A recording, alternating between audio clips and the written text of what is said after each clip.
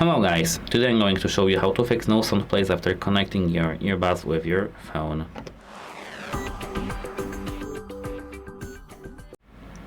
So the first thing that you need to remember is that you need to change the output in your phone.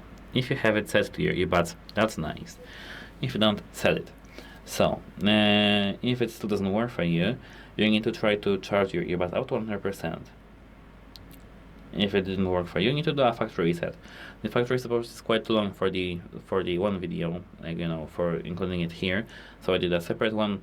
You can go to it and check it out, and let me know if it worked after that. Actually, in this earbuds we didn't have any other options to fix so let me know if it worked.